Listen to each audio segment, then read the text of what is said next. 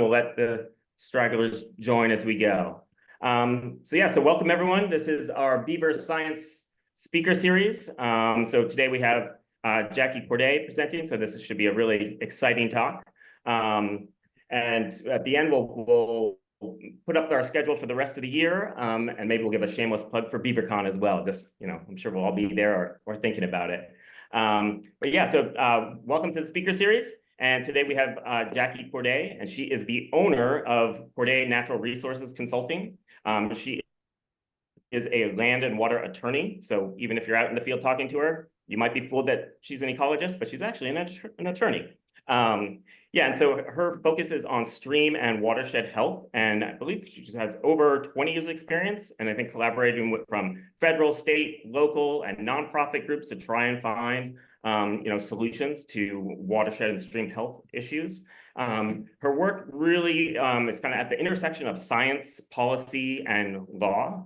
And I think one of her, greatest benefits is really being able to synthesize kind of the latest science and using that to help inform policymakers, regulators, and that sort of thing. And I think also she does a great job of kind of bridging the gap and helping communicate between those different groups, allowing scientists to speak to the policymakers, regulators, and even landowners, and making it so we can understand each other's perspectives, see where they're coming from, and kind of find ways for mutually beneficial solutions.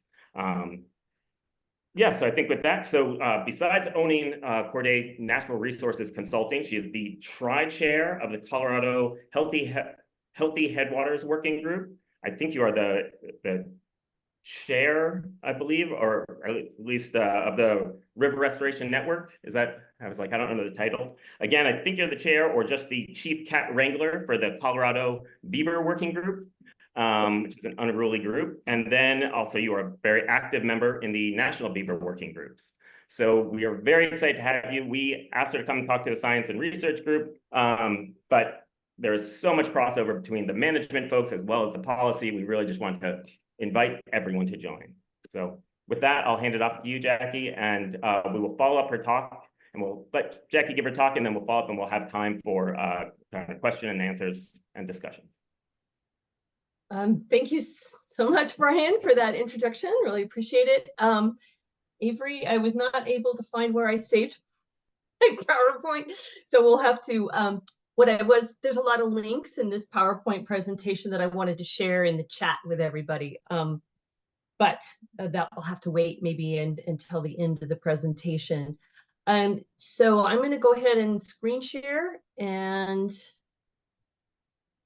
we will get going on this. So my presentation will be about half an hour, and because we wanted to have lots of times for questions. So please feel free to put your questions in the chat, and Avery and Brian will look for those. And if there's a question that seems like, hey, this needs to be answered right away, go ahead and let me know, Avery or Brian, or we can hold them to the end. I'm great with either one. Okay, so before we get into this latest big project that I'm working on, which is drafting a report on the comprehensive look at state and tribal beaver plans and programs, before we dive into that report, and this will be a high-level overview today, because the report's not complete. I still have a lot of work to do on it, but you guys are getting the first look at a draft, essentially. This is my first PowerPoint that I've given on this report. But the first few slides are going to say, well, why am I, giving you some background, why am we doing this report? Like, what led up to this moment in time? Like, this was the next big thing to work on. So that's kind of what I want to give a little bit of background. So the first big report I did kind of on this topic of process-based restoration was partnered with American Rivers in 2022. American Rivers applied for and received a grant from CWCB, Colorado Water Conservation Board here in Colorado, to do this grant called Engaging West Slope Agriculture in Headwaters Restoration to improve water security. And one of the key deliverables for that grant was doing a thorough research on what is the state of the science of this relatively new thing called low-tech PBR. Because we had heard, everybody had been hearing about the benefits, certainly of clean water and reconnected floodplains and improved ecosystem services and ecology and all of that. So that was what we wanted to do, is really dive into that in a comprehensive way.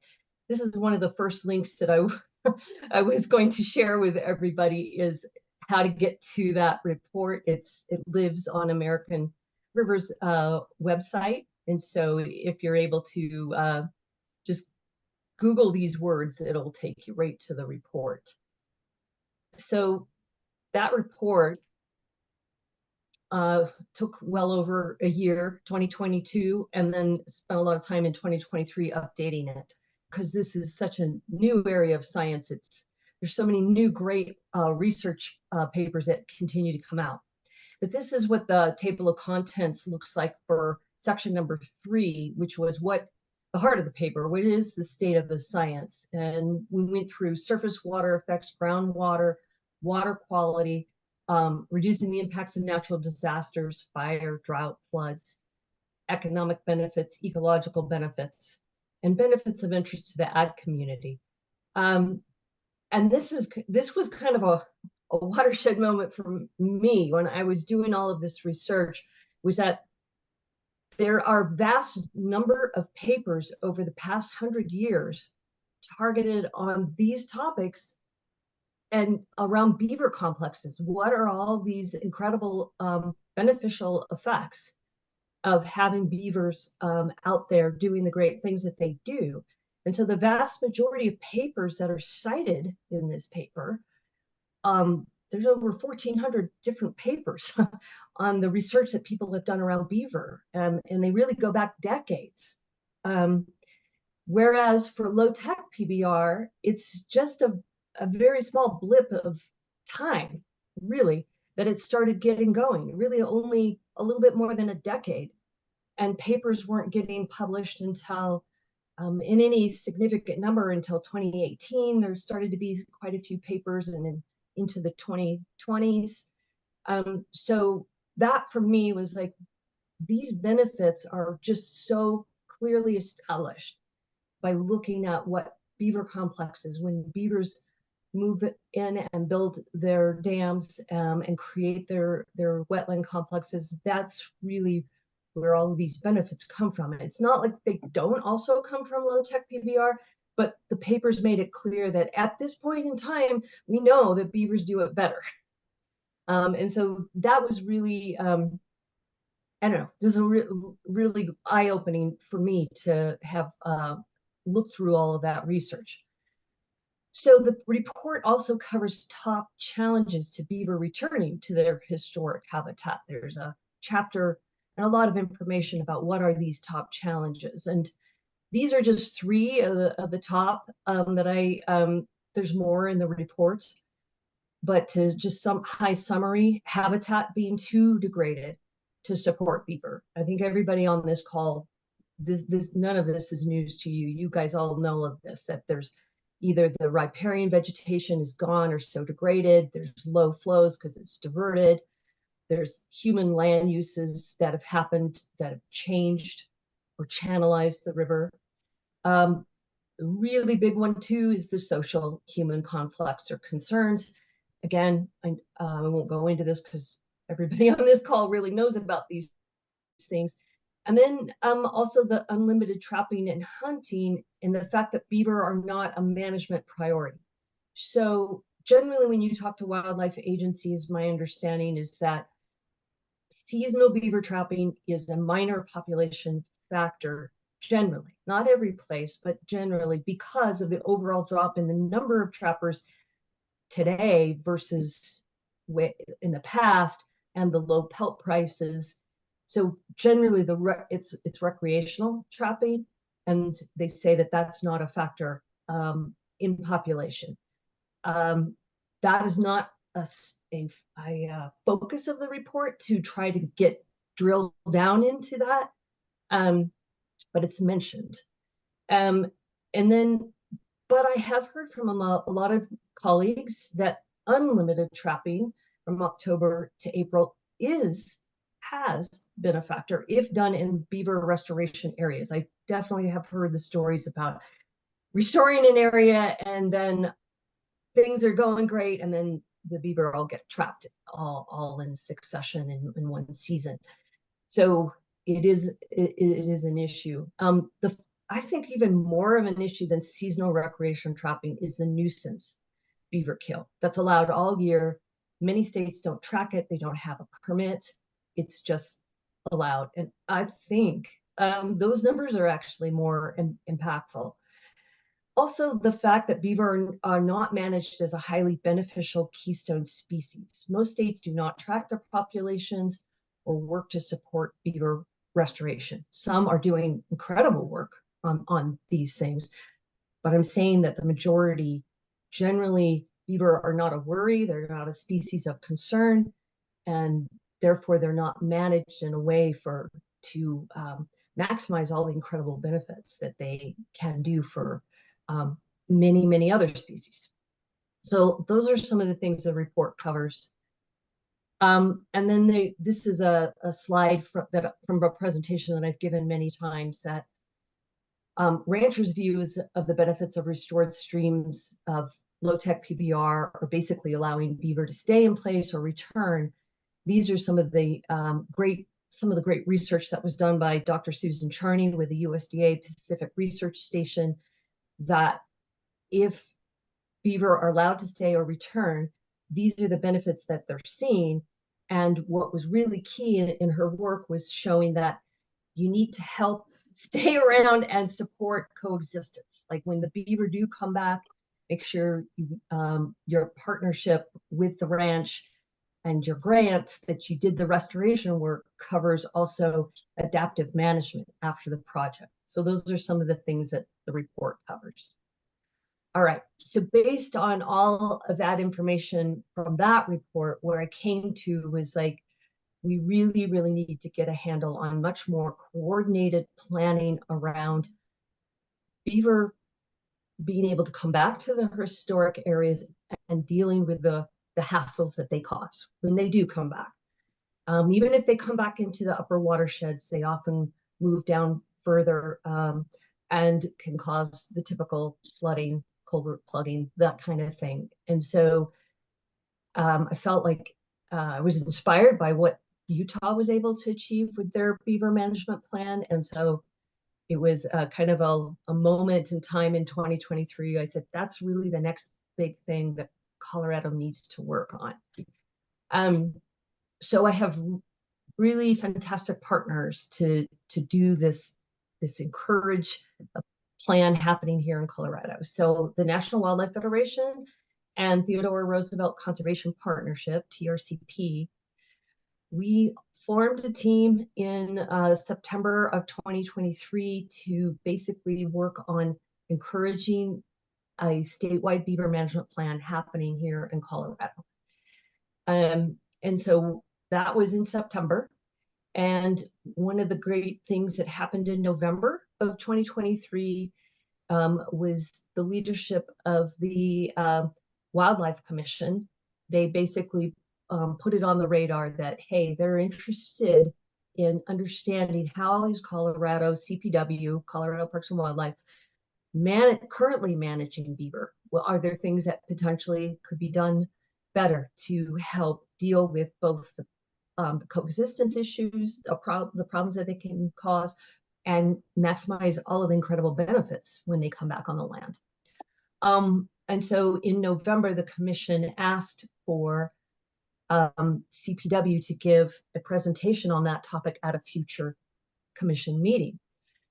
In February of 2015, the team, NWF, TRCP, and myself, and also TU, Trout Unlimited, and Audubon and others joined us to write a letter to the commission thanking them for their leadership at the November 17th meeting of asking for a presentation on that.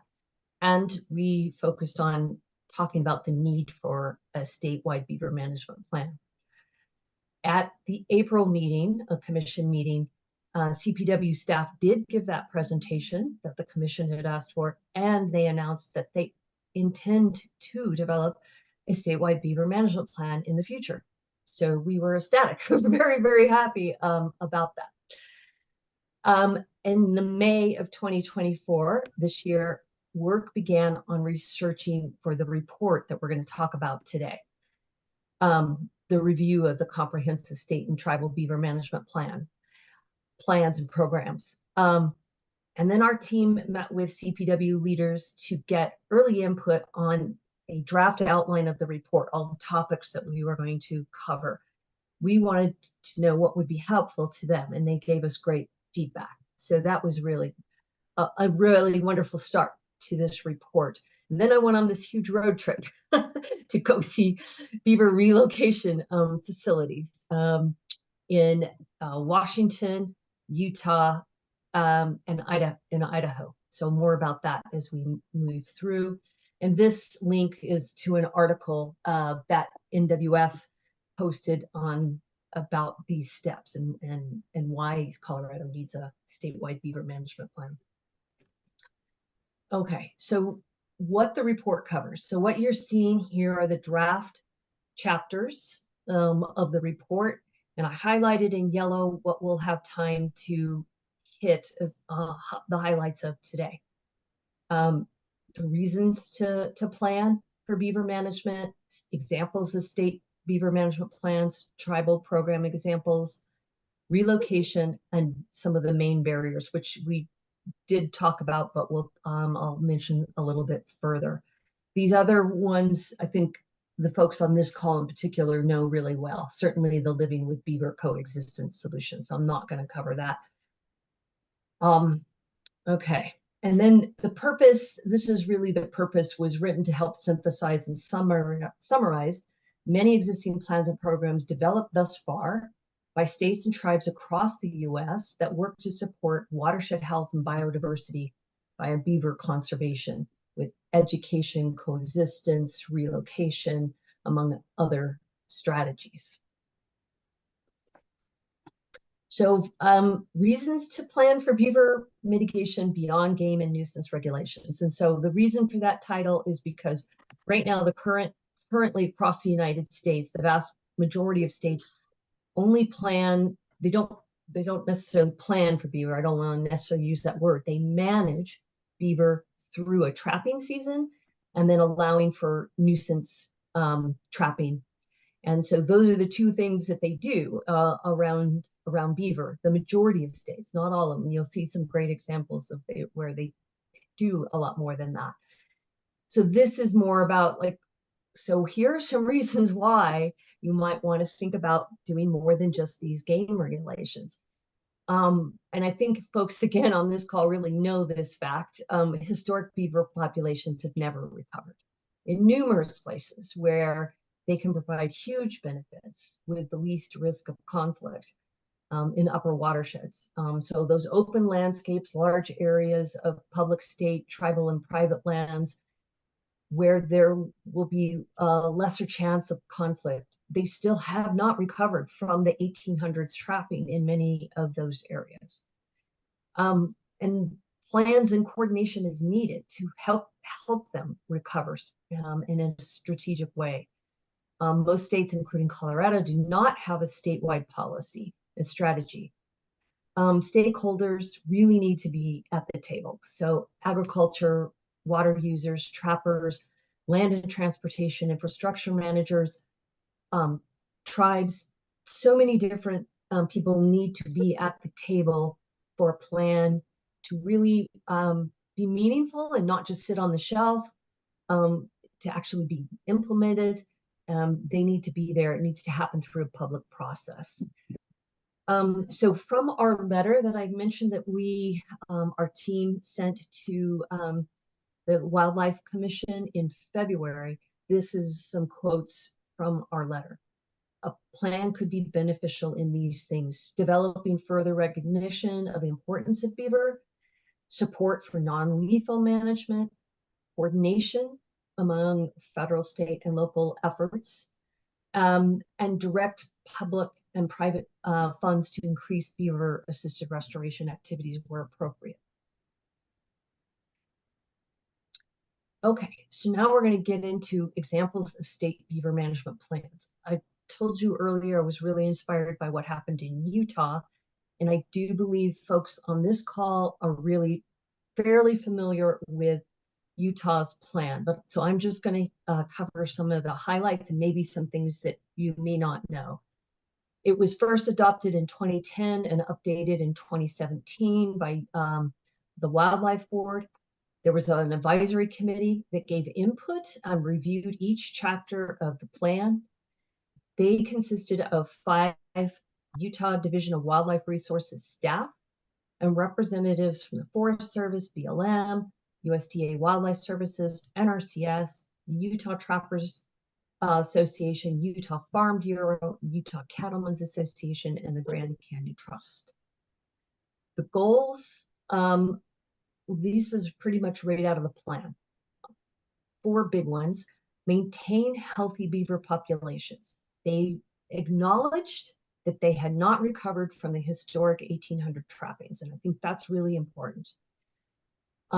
Their second big goal: respond timely to beaver complaints and increase non-lethal options. In other words, support coexistence.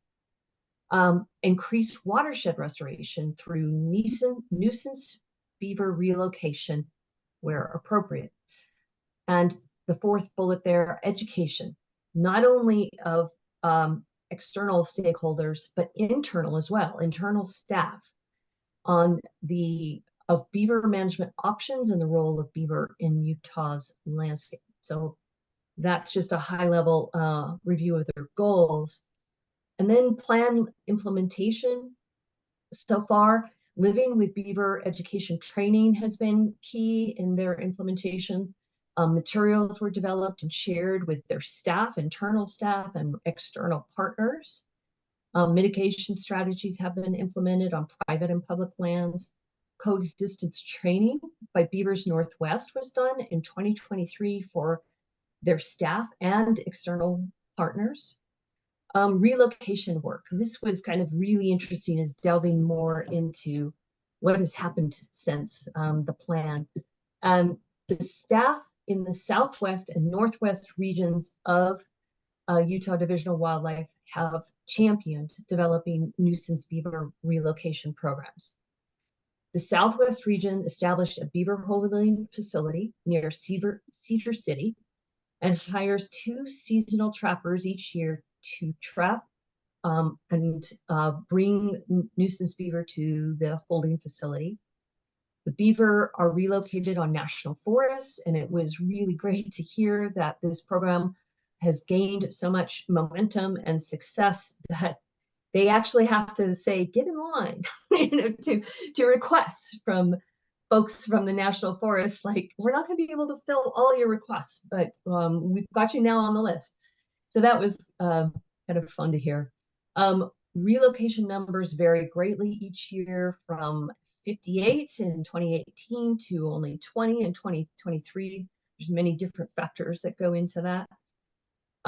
The program lead said she's thrilled with the results of relocating beaver. She's seen for herself the evidence, and this was her best guess, because I asked her, do you actually have a report that you can give me that says your numbers of success? And she says, no, I don't have that, but I can give you a best guess. About 75% survival rate at or near release sites the following year is what she has seen. And there's a lot of factors that go into that, and I don't have time to do that in this PowerPoint, but it will be in the report.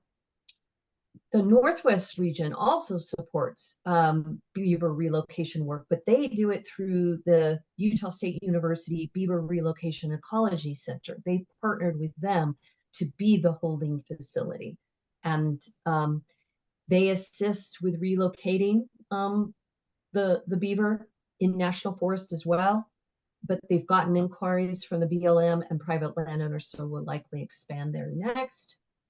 And in addition to these key things that they're doing, they're also putting up temporary beaver harvest closure signs. So closing it to trapping in areas where there's active beaver restoration, and they want to give those beaver a really good chance to reestablish their population in that area before trapping is opened again. So that's another key initiative that they've taken on. Okay, I don't know if many of you have heard about the Pennsylvania statewide beaver management plan adopted in 2011 by their game commission. I really love the fact that they start out by acknowledging Native American culture values, and respect for beaver was replaced by European greed over a 300-year period that nearly wiped out US populations. So their opening executive summary starts out with information about how important beaver are to Native American culture, how they lived with beaver, and how that really changed over those past 300 years. The plan provides the necessary direction to achieve enhanced population. So again, just like Utah, they're acknowledging populations haven't recovered, and that is a good thing to enhance populations, allow for populations to recover where appropriate. Every single one of these plans always have to have that caveat, understandably so. Improve beaver damage understanding, tolerance, and problem resolution. So again, very similar to the Utah plan. Increase public awareness of beaver benefits, again, similar to the Utah plan. Other examples of plans, I won't have time to go into these. I want to make sure we have time for questions. But at a high level, Oregon adopted in 2023 a 3-year plan. I believe Rob Walton, Susan Foudy have talked about that at other meetings that we've had. Montana, Shelby Wigan from National Wildlife Federation has talked about the Montana plan created by the Beaver Working Group in 2020 and updated in 2023. There is a Wisconsin plan by the Division of Natural Resources, 2020-15 to 25. But I was reviewing that plan, I felt like it was mainly adopted to control beaver populations for steelhead, fish passage, and typical landowner concerns. Again, I believe Bob Boucher has made presentations on that, most recently just to the policy group last month on this very topic about this plan. And then Nevada, it was interesting, I found a wildlife commissioners adopted a policy for beaver management in 2007. And it's an early example, I think, of a policy to recognize the many benefits of beaver while addressing the problems they cause.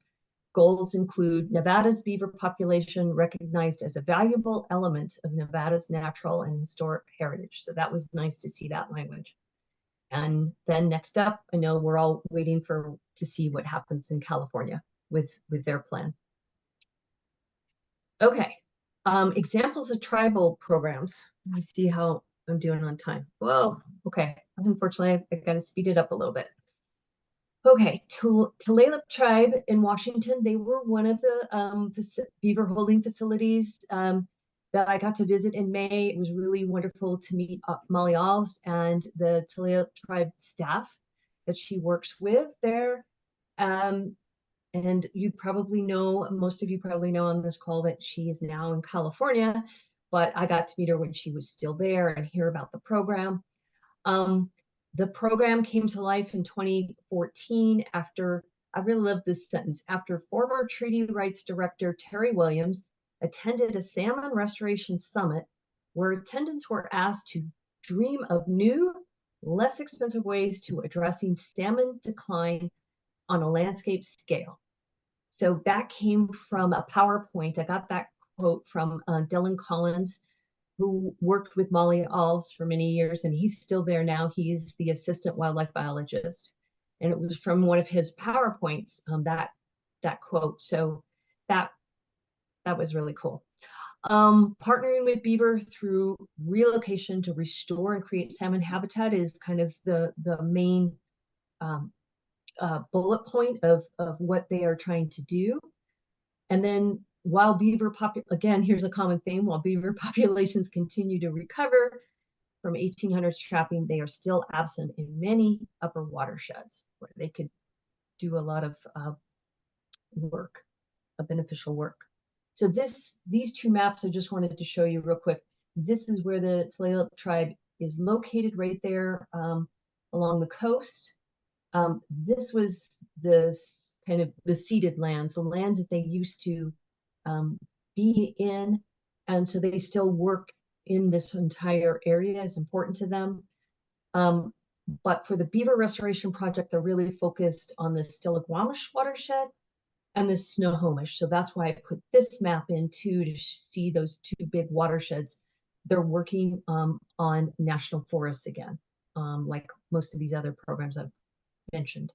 So this is a slide right from Dylan Collins' PowerPoint that he shared with me about their research objectives. Assess relocation needs and potential in those two watersheds, relocate nuisance beaver on the Mount Baker Snoqualmie National Forest, and better understand these key things like hydrologic and ecosystem benefits to help with fish restoration and climate impacts. The actions that they've taken to implement are so numerous. So again, this is just a very quick highlighted summary. They've created a holding facility and many, many protocols at their fish hatchery. So it's still a working fish hatchery, but they've got 2 runs that are dedicated to their beaver relocation program. And they've learned a lot by doing, working with other folks that are doing this incredible work and sharing knowledge and information. They release sites on national forests. They're doing policy work. I don't have time to recap that, but it will be in the report. And then education training on the importance of living with beaver. And they have 2 annual workshops on the best management practices for beaver relocation in partnership with the Washington Department of Fish and Game. I just put this in because it's like one of the most beautiful pictures from his PowerPoint. Is like so gorgeous. I could, look at that for a long time. It's one of their release sites, so it's really cool to see it. Okay, here's another example of tribal programs, the Yakima Nation in South Central Washington. This is a map of the reservation, and all of the golden color is where they formerly were, and it's ceded lands, but these lands are still very important to them, and they work in those areas. They're doing many, many different things with beaver restoration efforts over the past 20 years, either in their sole capacity, just tribal staff working on it, or as one of many partners. These are just 2 examples. The Yakima Basin Beaver Project that worked to increase stream complexity and riparian function by trapping problem beavers and relocating them to priority areas. They moved 128 beaver into 34 priority headwater locations over 5 years, 12 of which were successfully colonized, and then 14 beaver, they also found that they moved up or downstream because they put little pit tags in them and they could track them. And then the Wish-Push Working Group is one that is working right now to retain, restore, and rehome beavers. And they have identified priority release sites and have created a holding facility, but are just getting started, and they have not relocated them yet. Then the Yurok tribe in Northern California along the Klamath River, they have been doing, they're strong advocates for beaver and their importance in river restoration. And they have been doing low-tech PBR projects over past decades where beavers don't exist, and maybe the river is in a good enough condition for beavers to exist until it gets restored. And they're one of the many tribes that advocated for the big policy and funding changes that led to the creation of the new California Beaver Restoration Program. And this quote, I just really, really loved this quote from Frankie Myers, the vice chair of the Yurok tribe. beavers are always right. There is no beaver-human conflict. There's only human conflict. What we've learned, having lived with beavers for thousands of years here, is that it's an extremely important part of our way of life, not only as indigenous people, but as human beings here on this planet. Beaver are part of their community, part of our villages and ecosystem. This was from an interview on NPR, Leave It to Beaver. And so that was another link that I was going to share with you. I can do that in a follow-up because it's great to listen to. Okay, now we're going to get on to beaver relocation programs. What are the types of facilities I saw both when I was on the road trip to go see them and the research that I've done? Fish hatchery runs were definitely used, and you all know about the Methil Valley and the Tulalip Tribe fish hatchery runs. Maybe you don't know about the Leavenworth U.S. Fish and Wildlife Hatchery. This is a picture from that one. Concrete floor metal kennel type runs with livestock type watering tanks in a lodge.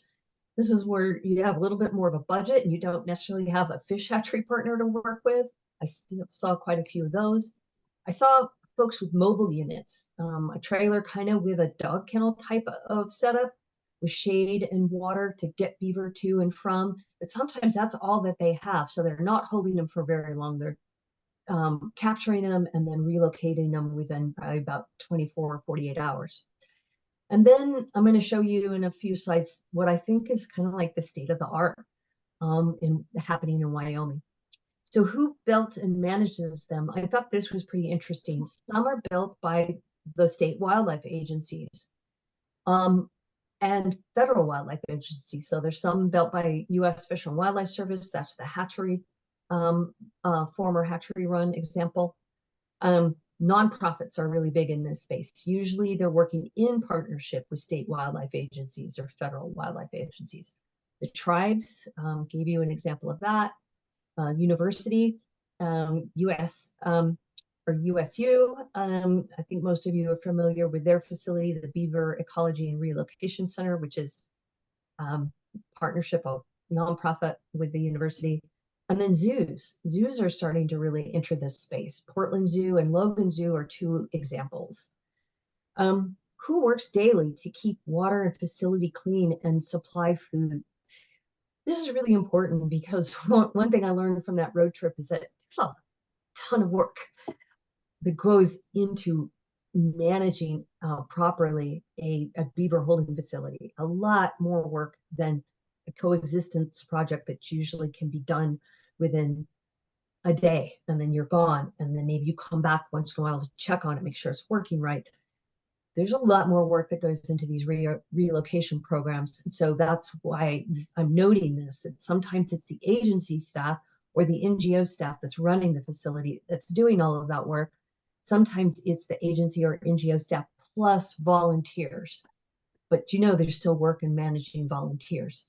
So I thought that was interesting. And then what I don't have time to go into is protocols for care, cleaning, preventing disease spread. Those are all things that will be also detailed further in the report when that's done. Okay, I wanted to show you, I just have a few more slides here. Beaver relocation programs in Wyoming. This was really exciting to go up just last month in August to visit the Wyoming Wetlands Society relocation facility that is located on property that's owned by the society near Jackson, Wyoming. So they are a nonprofit that's been working on wetlands restoration, in particular trumpeter swan recovery for decades. For the past couple of decades, they've been working on beaver relocation and coexistence projects. They've relocated over 300 beaver. They partner with local nuisance trappers to do the actual trapping and work with them to get them to their site. Work closely with Wyoming Fish and Game. They partner with the Forest Service to release on national forests, and they work with local landscape companies to provide aspen on almost like a daily basis, which is pretty cool to help. There's a lot of aspen is by number one, they said, favorite food of the beaver. So they built this new holding facility in 2023. This is what the pictures you're seeing, based on design sharing ideas with Jerry Altermat with Wyoming Fish and Game. Oh, I see that's a typo. Wyoming Game and Fish. I'll have to fix that.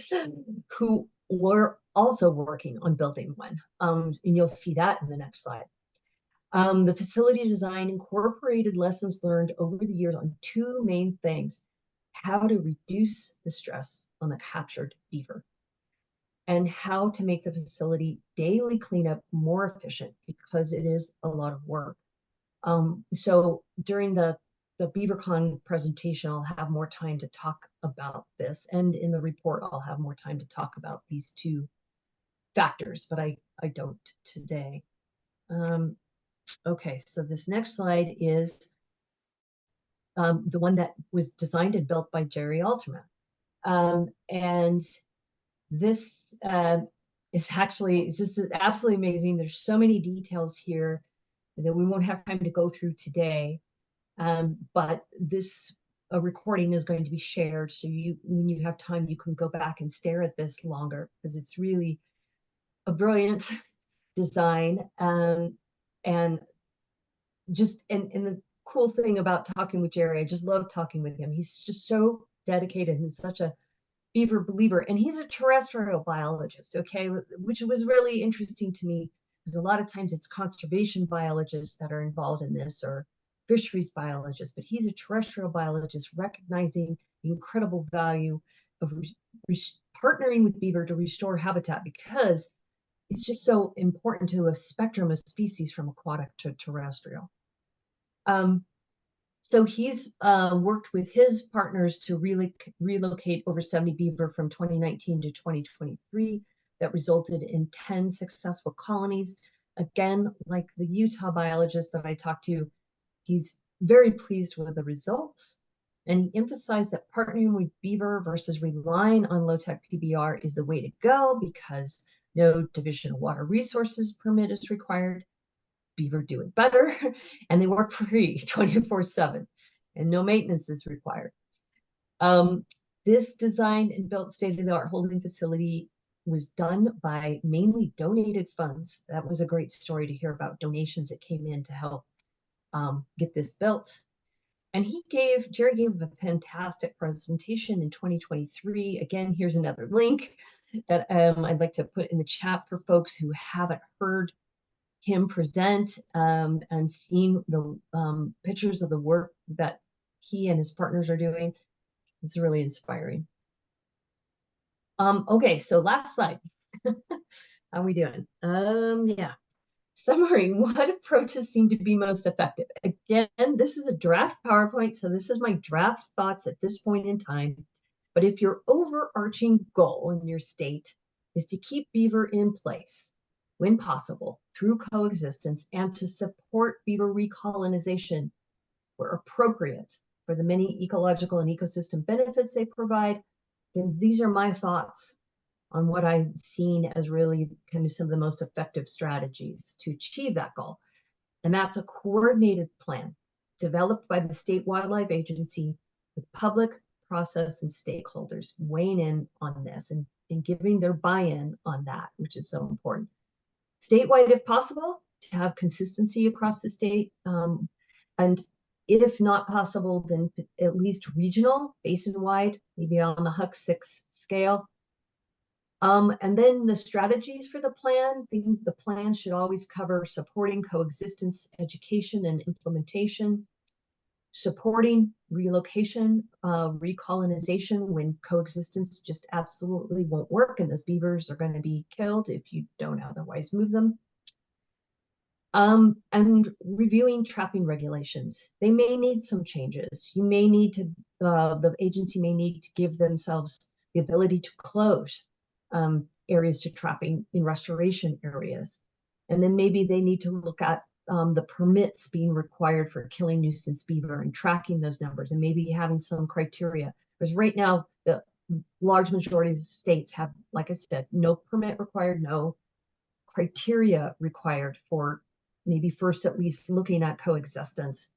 And so those are some of my high level thoughts at this point. And I want to stop sharing because I really want to make sure we have time for some questions.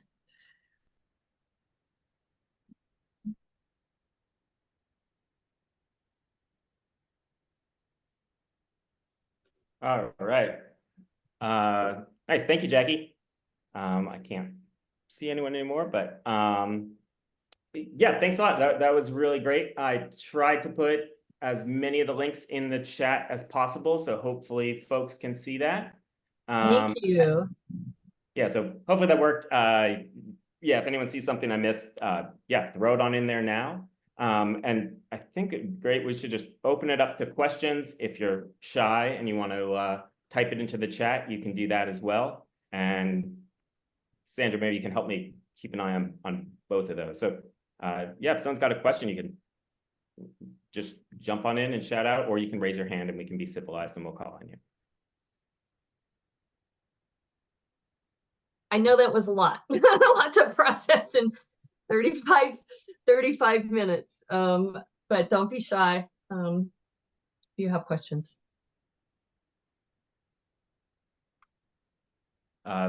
Betsy.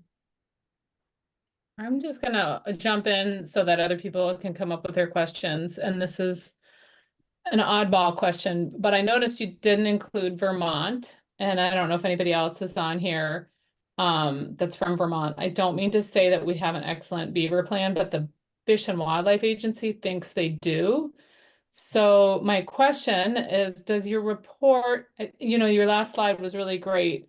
So I'm trying to process, but does your report actually provide sort of some criteria that an agency would look at and say, like, mark as our plan on, is it on, many of these plans are kind of old, even the Utah plan that you sent, like, it feels like some of these are outdated. And I think that's the problem that I have here in Vermont, is they created an old one and like they're not keeping up with what new data is showing. And then I have other questions, but I'll just throw that out there. Like, how do they rate whether or not their plans are up to snuff?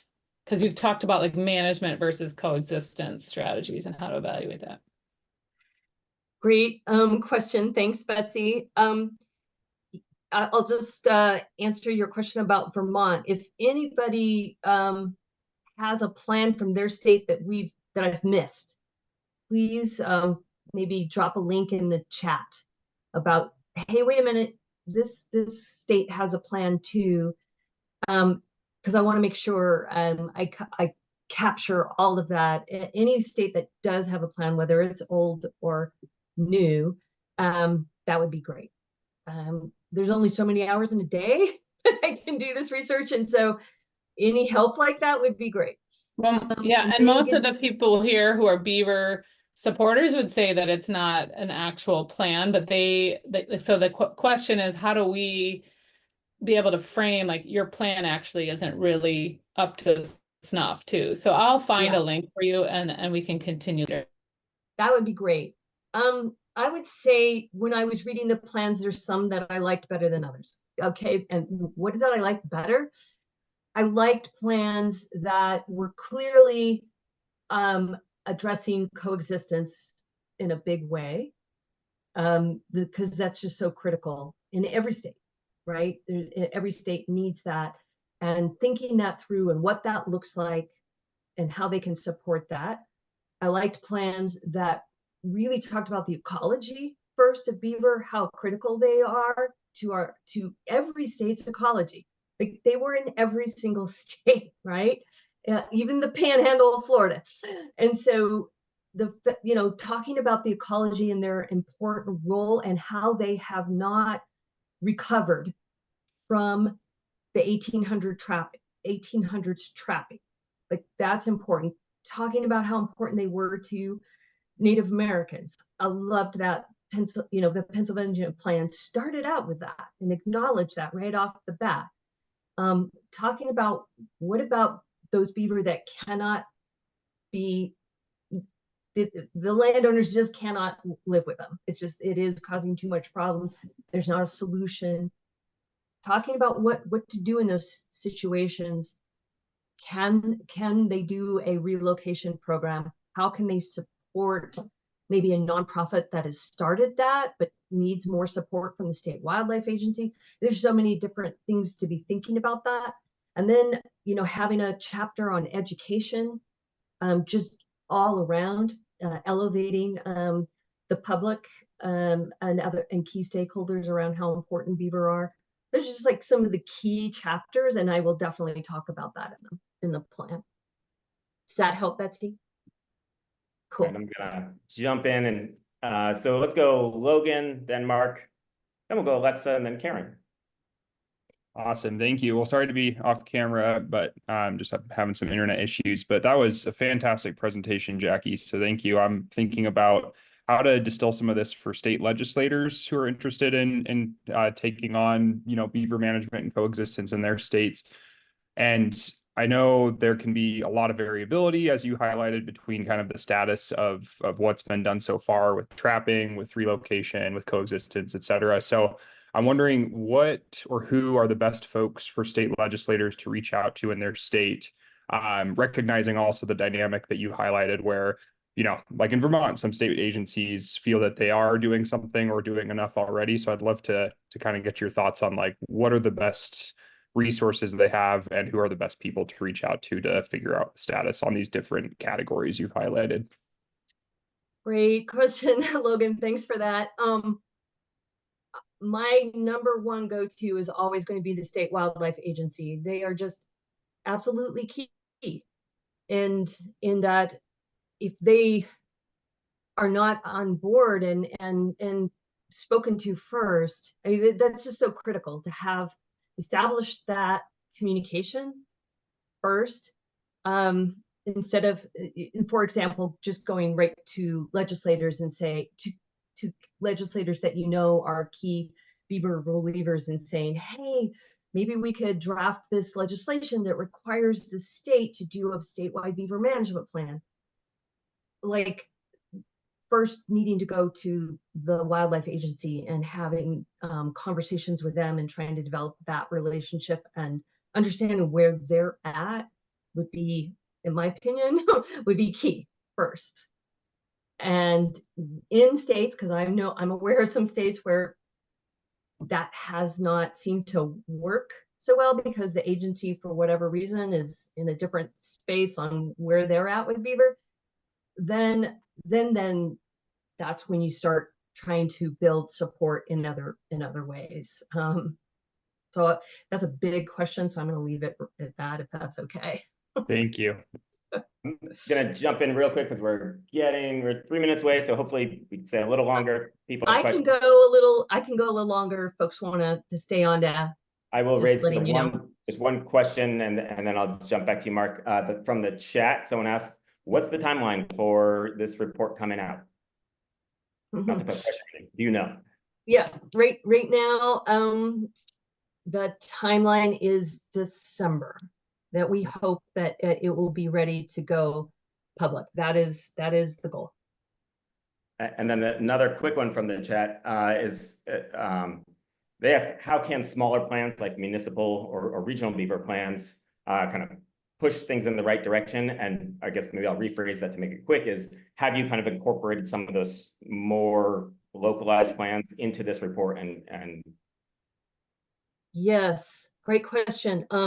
There are some really great examples of counties and cities doing this work and planning around beaver coexistence and how to work with non-lethal solutions, and partnering outside of their city and county for relocation when that's appropriate, and working with partners to do that. So King County, Washington is an incredible example. Portland, Oregon is doing that. So those will be included in the report as other great examples. So I'm an advocate for statewide, but that doesn't mean I'm not an advocate for local as well. So I don't want to have that misinterpreted that like there aren't great local efforts too. all right, Mark. Well, thank you. Thanks for the presentation. It was good information. I'm Mark Heckert, from South Sound Beaver Recovery out of Puyallup, Washington. Just quickly, Washington State is going through the comprehensive beaver management plan rigmarole right now, so they should be coming out with something hopefully this year. My question, however, was you reference historic beaver populations, recovery to historical beaver populations, and I've looked around a little bit and I can't find any good historical census or even estimates that have any kind of veracity to them. Do you have any good citations for historical population levels? I will also put in the chat one of the papers by Professor Ellen Wohl at CSU on legacy effects. Let's see if I still have that paper up. Legacy effects of basically removing beaver on and almost eliminating them in the United States.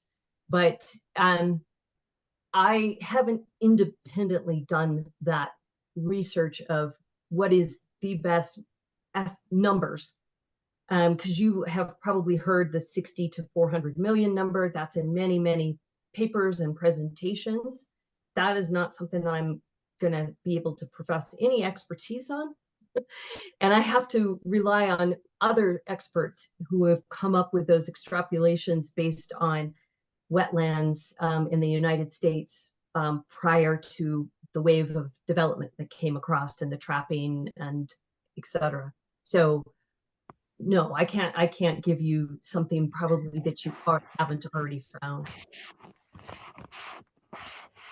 Alexa.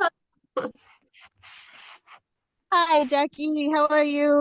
That was a great presentation. Thanks. Yeah, I wanted to just make sure that, part of the question around where to start, that agencies are certainly a place to start and you should know where they stand. But if you know that there is a beaver organization in a state, sometimes that's the best place to start to say, what is the landscape watershed, choose your wording, to where to get started. Because like in our state, our beaver managers are actually divided into multiple divisions of habitat management, beaver management, and then landowner services management. So sometimes you go with the people who are most interested in beavers and then start to build your case from there. And it's going to vary in every state. So I just wanted to remind everybody, and I'm hoping that you'll, highlight some of those different approaches in your paper. And I can't wait to see this come out. So thank you. Thanks, Alexa. Hey, Karen, can you turn on your camera so I can introduce you? Thank you. I wanted to introduce Karen because she's helping me with the regulation part of this research. And so great to see you today. Yeah, thank you, Jackie. That was fantastic report. I really enjoyed hearing it. I'm super curious about the relocation, survival, and success rates of those programs, because what I've known, or at least heard before, is that the survival rates are not great. And you specifically mentioned 2 managers of those programs that were really pleased with their success rate. So I'm hoping that in one of your sections, you'll be diving into like, how do they define success? How are they defining a good survival rate? What are the variables the specific variables in those rates of survival that they're finding are consistent patterns? Is that something that you'll be doing some diving into? Yes, excellent question. And that's on a lot of people's minds, especially, wildlife agencies. That's on their mind.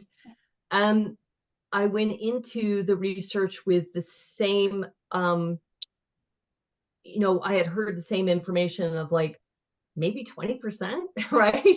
I had kind of heard that of success. And as Molly Alves has done so well in her research and presented, I think I can't remember if it was a policy group or the research group here, she did a presentation, I believe in December 2023, about her research into that specific thing. Like, what is success? How is it being defined? Because it's really hard to track when it's apples to oranges, right? But what I found so far in all of these different interviews, conversations that I've had with folks that are doing this is that, one, it varies greatly, and it on many, many different factors. It really depends on what is the condition of the stream. If you remove beaver to a stream that no longer has good conditions for beaver, your success rate is going to be really low. You know, they're going to get eaten pretty fast because they're not going to have a place to hide. They're not going to have a place to build a dam or lodge. So I think that was kind of like, hopefully, a very early lesson learned for folks that they've now transitioned away from, that they don't even think about relocating beaver to places that they can't survive.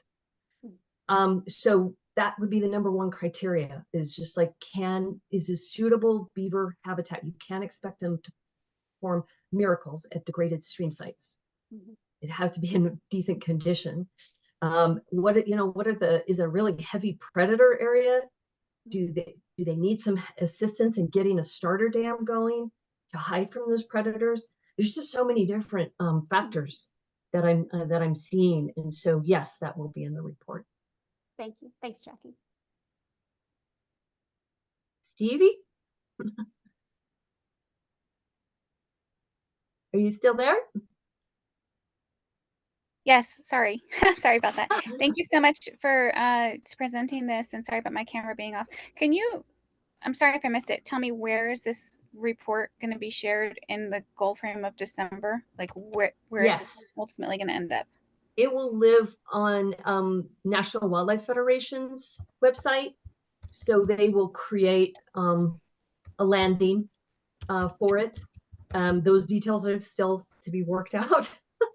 But that's how I, hope that that's when we'll be able to share it, when that web page is created, and then we'd be able to share it out widely with folks. Because I think, as you got from the gist of the story, this report started as a resource for Colorado Parks and Wildlife, and then it just grew quickly beyond, wow, I think this could be a resource for all the 50 states, depending on where they are in their beaver journey.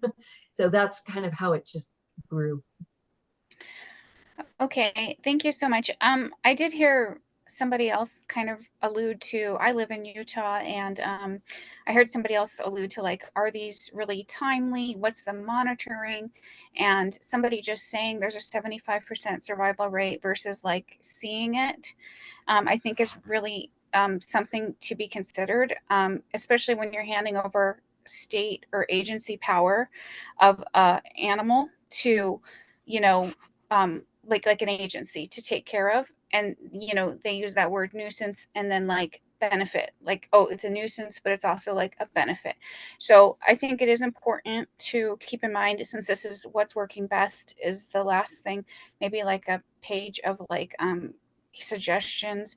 I loved that the Wyoming one has aspen. They're feeding the aspen. They have a partnership. That's super awesome. I just have a little bit of concern with like, I don't know if ground proofing is being done with, if you're using BRAT modeling, or what kind of, how are these sites being selected? So site selection, I don't know if that'll be in the report or not.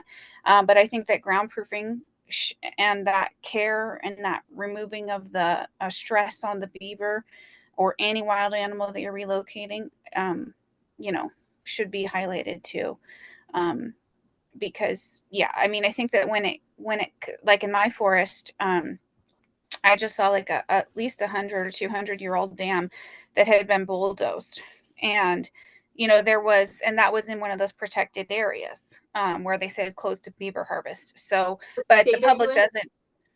Utah, but the public doesn't know.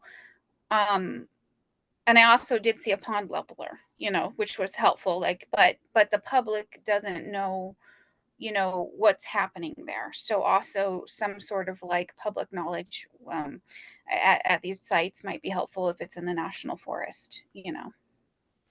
Just some thoughts. Thank you very much, Stevie, for that those thoughts. That I appreciate that. And I see somebody put into the chat, does anyone use the BRAT output model to help determine suitable beaver locations? The answer is yes, in a big way. Pretty much everybody that I've spoken to are using either the BRAT or a similar modeling.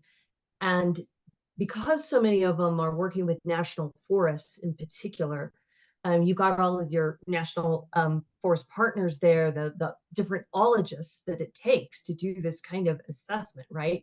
You've got habitat, conservation, fisheries, biologists that are all weighing in, and then, you know, looking for least conflict potentially happening is another one of those factors. So, and then the condition of the stream, as we spoke about 10 minutes ago, is really critical.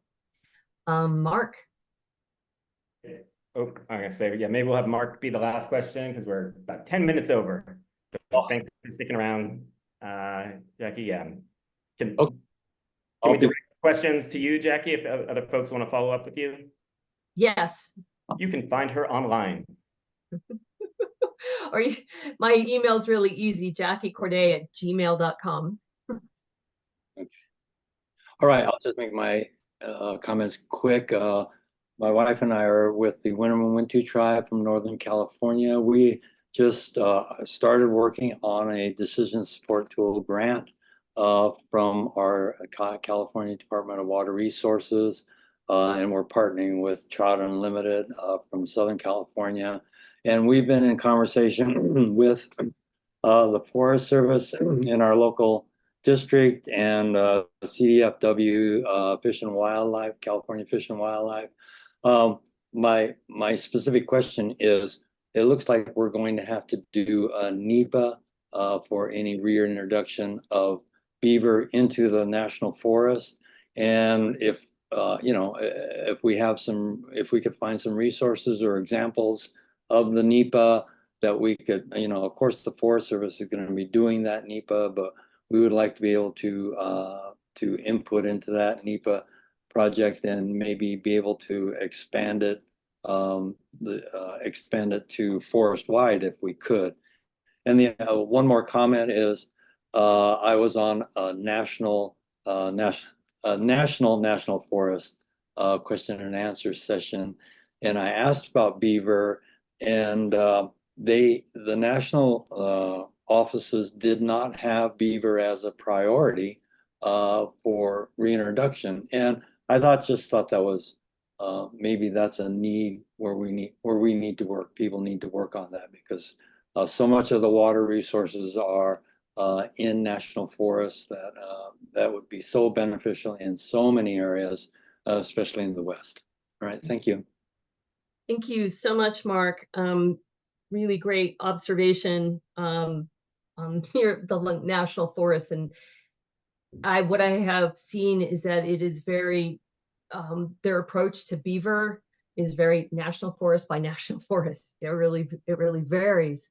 And to have leadership from the very top on this, that's a great suggestion that you've made. And then around NEPA, yeah, that's I'm going to circle back to some of the folks that I've spoken to see how did that NEPA analysis go, because they're all working with national forests to relocate beaver. So if we have examples, like you said, of either a CADX where they were able to just do a really fairly quick streamlined, or if they have a programmatic EA, that's another possibility. So 2 streamlined processes around being able to do this type of work, but to have actual examples, yeah, that's a great suggestion. Thank you.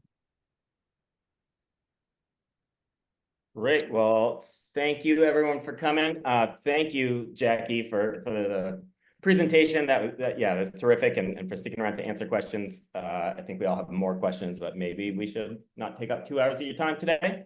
Yeah, so we can do that individually to you. Well, thank you.